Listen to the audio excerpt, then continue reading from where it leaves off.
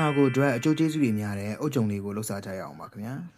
ကျွန်တော်ကတော့ CD Mac ကနေဒီကောင်လေးကိုဝယ်ခဲ့ပါတယ်ခင်ဗျာဒါလေးကခွတ်ခုတ်ဖြစ်တာကြောင့်မို့လို့ချိုးချက်စရာလည်းမလိုဘူးရေနွေလည်းမလိုပါဘူးခင်ဗျာရေလေးနဲ့ပဲဆိုရင်ကိုအဆင်ပြေပါပြီအုတ်ထဲမှာကျွန်တော်တို့အသီးနဲ့တမျိုးမျိုးလေးထည့်ပြီးစားရင်ပို့ပြီးတော့ကောင်းတယ်ပေါ့နော်ကျွန်တော်ကတော့ငှက်ပျောသီးလေးထည့်စားပါမယ်ခင်ဗျာငှက်ပျောသီးထည့်ပြီးတော့ပြီဆိုရင်တော့ကျွန်တော်ဒိန်ချင်လေးထည့်ပါမယ်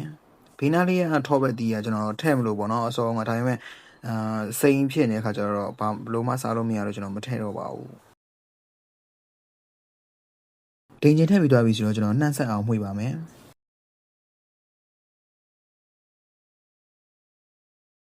နှံ့ဆက်သွားပြီဆိုတော့ကျွန်တော်ဖုံးလေးပိတ်ပြီးတော့မှရေခဲတက်တာတွေတွားထားပါမယ်ခင်ဗျာ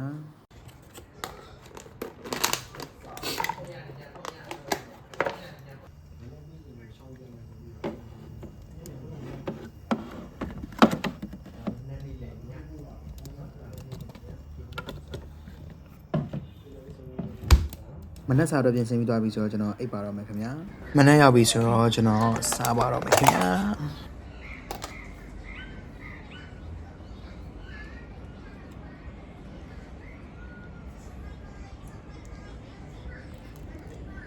တော်တော်လေးစားလို့ကောင်းပါတယ်ခင်ဗျာတင်းကျင်ရတာရောငှက်ပျောသီးရတာရောအုပ်ရတာရော